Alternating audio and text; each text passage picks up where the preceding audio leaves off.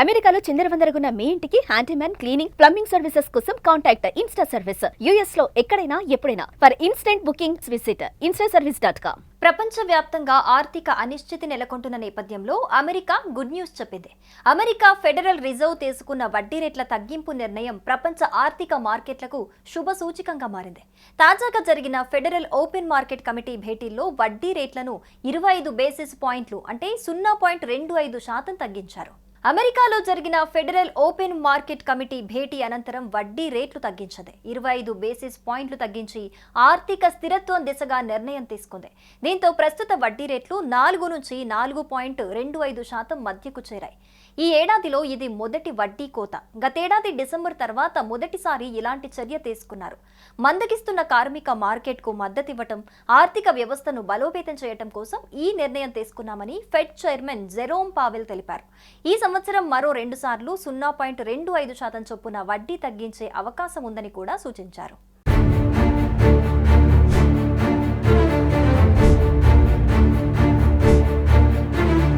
ఈ వడ్డీ కోత ప్రధానంగా అమెరికా ఆర్థిక వ్యవస్థకు గుడ్ న్యూస్ అనే చెప్పాలి. తక్కువ వడ్డీ రేట్లు రుణాలు తీసుకునే వాళ్లకు, ముఖ్యంగా ఇల్లు, కార్లు వ్యాపార విస్తరణలకు సులభం చేస్తాయి. ఉద్యోగులు, చిన్న వ్యాపారులు, రియల్ ఎస్టేట్ మార్కెట్కు ఇది ఉపశమనం అందిస్తుంది. ఎకానమీ మరింత పెరగటం, ఖర్చులు పెరగటం ద్వారా ఆర్థిక వృద్ధి వేగంగా పెంచుతుంది. అయితే ఇది లాంగ్ టర్మ్ ఇన్ఫ్లేషన్ పెంచే ప్రమాదం కలిగిస్తుంది. పెట్టుబడిదారులు, బ్యాంకులు లాంటి వాళ్లకు తక్కువ వడ్డీపై ఆదాయాలు తగ్గటం వల్ల కొంత నష్టం జరుగుతుంది. మొత్తంగా అమెరికా ఆర్థిక వ్యవస్థ రెసిషన్ భయాల నుంచి బయటపడి మళ్లీ బలపడే దిశగా సాగుతోందని నిపుణులు అంచనా వేస్తున్నారు. తాజా ఫెడ్ నిర్ణయం భారతీయ స్టాక్ మార్కెట్ కు భారీ బూస్ట్ ఇచ్చింది. గురువారం ఉదయం ముంబై స్టాక్ ఎక్స్చేంజ్ లో సెన్సెక్స్ 352 పాయింట్లు పెరిగి 83,040 వద్ద స్టార్ట్ అయింది. నిఫ్టీ 88 పాయింట్ల లాభంతో 25,418 వద్ద ట్రేడ్ అవుతోంది. Tech Mahindra, TCS, ICICI bank వంటి ఐటీ, బ్యాంకింగ్ షేర్లు లాభాల్లో ముందుండగా బజాజ్ ఫైనాన్స్, హిందాల్కో వంటివి కొంత నష్టాలు చవిచూశాయి.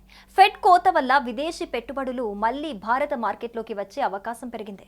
అభివృద్ధి చెందుతున్న మార్కెట్లకు ఇది సానుకూల సెంటిమెంట్ ను సృష్టించింది. అంతేకాదు రూపాయి డాలర్తో పోలిస్తే బలపడింది. 2 వారాల తర్వాత తొలిసారిగా రూపాయి 88 మార్క్ రేటు కంటే కింద 87.82 వద్ద ట్రేడింగ్ ప్రారంభమైంది. 23 పైసలు లాభపడింది. ఇది యుఎస్ మాంద్య భయాలు, ఫెడ్ వడ్డీ కోతలు, భారత్ అమెరికా వాణిజ్య చర్చలు పునఃప్రారంభం కావటం వల్ల సాధ్యమైంది. డాలర్ ఇండెక్స్ 0.11% పెరిగి 96.73 వద్ద నిలిచినప్పటికీ రూపాయి బలోపేతం దిగుమతులు, ద్రవ్యోల్బణాన్ని అదుపులో ఉంచుతుంది.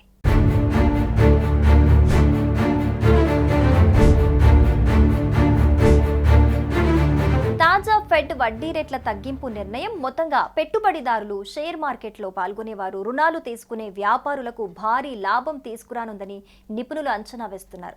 దీనివల్ల ఇంధనం, ఆయిల్ ధరలు తగ్గి సామాన్య ప్రజలకు ఉపశమనం లభిస్తుందంటున్నారు.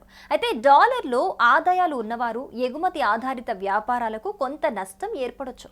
మొత్తంగా ఫెడ్ కోత ఇటు భారత ఆర్థిక వ్యవస్థకు సానుకూల దిశానిర్దేశం చేస్తూనే అటు అమెరికా సహా ప్రపంచ మార్కెట్లకు కాస్త ఊరటను తీసుకొచ్చింది.